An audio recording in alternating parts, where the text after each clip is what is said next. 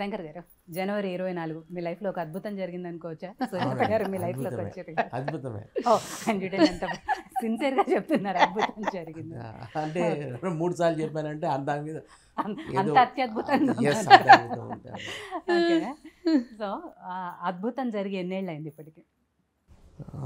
88 marriage అయింది, 35 years అయిపోయింది. Okay, so 35 years ఆ అద్భుతాన్ని ఒకసారి తలుచుకుంటే ఏమనిపిస్తుంది శంకర్ గారు? అంటే ఎలా వచ్చింది ఆ అద్భుతం మీ జీవితంలోకి, ఎలా వచ్చింది? అంటే నా అదృష్టం అనుకోవాలి. అబ్బో, ఎందుకంటే మీడియా ముందు చెప్తున్నారో లేవు, వాళ్ళ మనసులో మాట వాళ్ళ మీడియా ముఖ్యంగా చెప్తున్నారు. అంటే అదృష్టం అంటే నాకు కష్టాలు సుఖాలు హస్ గివెన్ మీ సపోర్ట్. అది నాకు చాలా సంతోషంగా ఉంది. అయితే ఓకే, సో ఎలా వచ్చింది అనేది, అంటే సుజాత గారు మీకు అంతకుముందు పరిచయమా, రిలేటివ్స్ పరిచయమే, అంటే మాకు ఫార్ రిలేషనే.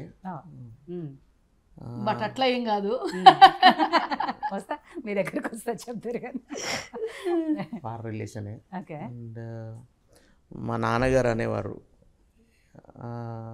ఏదన్నా సంబంధం చూస్తే ఒక ఖాందాన్ అంటారు. ఖాందాన్ అంటే తెలుగులో ఐ డోంట్ నో, పెద్ద కుటుంబం ఉండాలిరా, లైఫ్ మంచిగా ఉంటుంది అనేవాడు.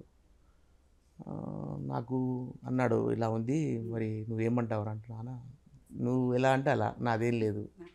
నేను వాళ్ళు నాకు బాగా మొదటి నుంచి పరిచయం, నాకు I have seen their family background and all that. Okay అన్న, నేను మాట తీయలేదు ఆయనది. తర్వాత నిజంగా మా నాన్న మాట తీయలేదు. తర్వాత నాకు కూడా అదృష్టం కలిసి వచ్చింది. సో ఆ రోజు మీ నాన్నగారి మాట వినటము ఎంత కలిసి వచ్చింది అనేది అర్థమైంది.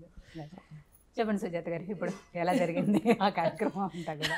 ఏం లేదండి, క్యాజువల్గా పెళ్ళి అంటే తొందరగా, నాకు ఎర్లీ మ్యారేజ్ కదా, అసలు పెళ్ళిళ్ళు మొదలు పెట్టడం అంటే నేను ఇంట్లో తిట్టేదాన్ని. చిన్నపిల్లలు నాకు పెళ్లి సంబంధాలు చూస్తారండి, అసలు పెళ్ళి అంటేనే తెలియదు ఆ టైంలో. చిన్న అమ్మాయిని కదా చూసారు, ఇంక ఎంబడే అసలుకి ఆగకుండా 1 ఇయర్ మొత్తం సంబంధాలు చూడడమే మొదలు పెట్టేసి. అసలు మా ఆయన వచ్చి చూడ్చినప్పుడు అయితే అసలు అమ్మ కూడా లేదు అప్పుడు, అమ్మమ్మ చనిపోయింది. అమ్మమ్మ చనిపోతే అక్కడికి వెళ్ళింది అమ్మ, నాన్నగారు ఒక్కరే ఉన్నారు. వచ్చారు, చూసుకున్నారు, వెళ్ళారు. మళ్ళీ ఒక 1 వీక్లో మళ్ళీ ఓకే అన్నారు. అంటే అప్పుడు కూడా అమ్మకు తెలీదు, ఫిక్స్ అయిపోయింది కూడా అసలు. ఎలా అంటే 1 వీక్లో అన్నీ జరిగిపోయినాయి. నాన్నగారు వెళ్ళారు, తాడూరు వచ్చారు, చూసుకున్నారు. అమ్మకు తెలియకుండా దాచిపెట్టేసాను, ఫిక్స్ అయిపోయిందని కూడా తెలియదు. నాకు కూడా తెలియదు నాకు ఫిక్స్ అయిందని. నాన్న వెళ్ళి తాడూరు వెళ్ళి ఇంకా మా ఊరికి వచ్చి, అంటే నాన్నగారి ఒకటేంటంటే నాది తాండూరు, ఇప్పుడు మా నానమ్మ తాండూరు. మళ్ళీ తను పుట్టిన ఊరికి నేను అత్తారింటికి వచ్చాను. సో మా నాన్నగారి మేనమామ గారు తీసుకొచ్చారు ఈ మ్యాచ్. మేనమామ గారు తాండూరే కాబట్టి వాళ్ళు తీసుకొచ్చారు. సో వాళ్ళు అన్ని పెద్దలు చూసి ఆలోచిస్తారు కదా, నాకేం అడగలేదు. అప్పుడు అడగరు కదా, అందులో మాది ఫుల్ ట్రెడిషన్ ఫ్యామిలీ, అడగడాలు చేయడాలు ఏమి ఉండదు. ఇంకా నచ్చిందా అని అడిగేది పని ఉండదు.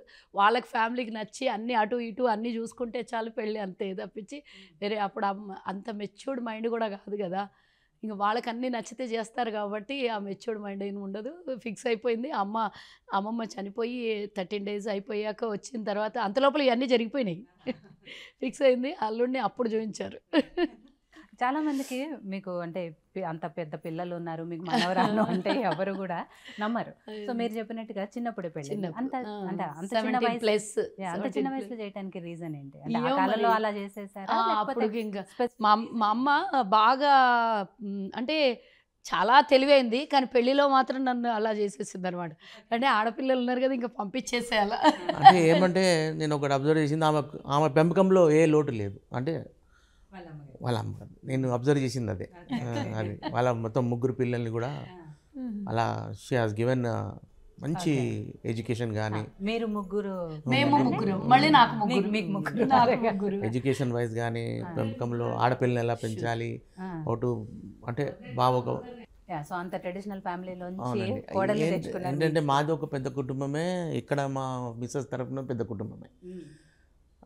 ఇప్పుడు నా 3 పిల్లలు కూడా మేము అలా పెంచాం, వాళ్ళని ఒక సిస్టమేటిక్గా పెంచాం. అది